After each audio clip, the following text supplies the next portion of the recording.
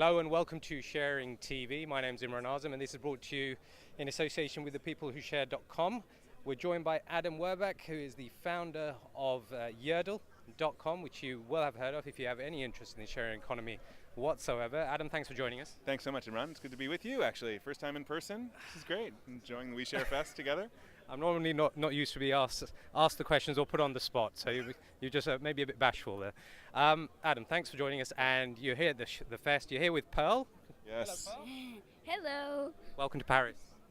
Thank you. Are you enjoying yourself?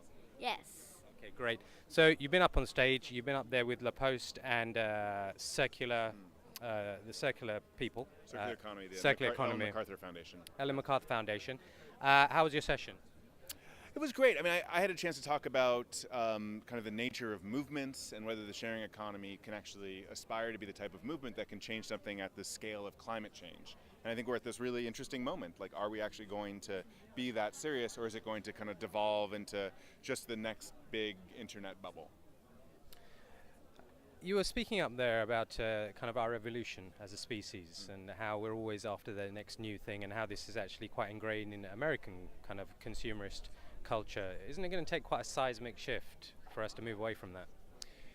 Yeah, I mean, I think that, I mean, in some ways the recession may have been the seismic shift. It may have been the moment where it allowed people to just recheck how they're spending for things, and whether everyone needs, your kids need a next new toy, and whether that's actually the kind of the epitome of life, or whether you can kind of return to some sort of communitarian values and say, actually a good meal with friends is just as valuable, or an experience rather than a thing is more valuable. And people were forced to make that change, and now I think as options create that sort of continue the thing that may have started out of necessity, I think that the seismic shift may in fact have already happened.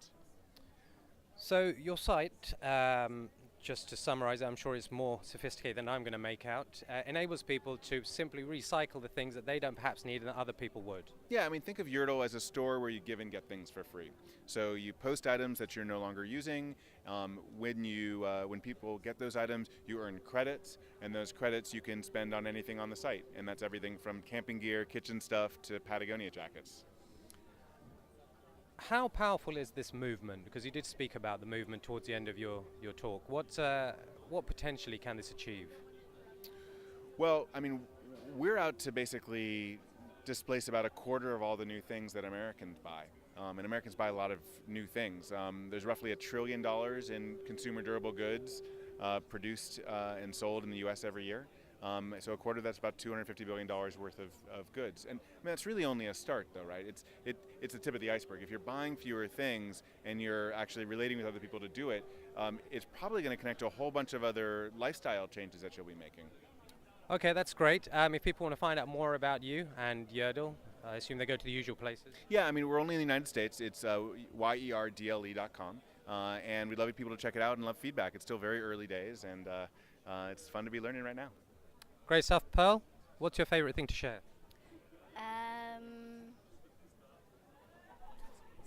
Toys? Toys, yeah. Toys. Good answer.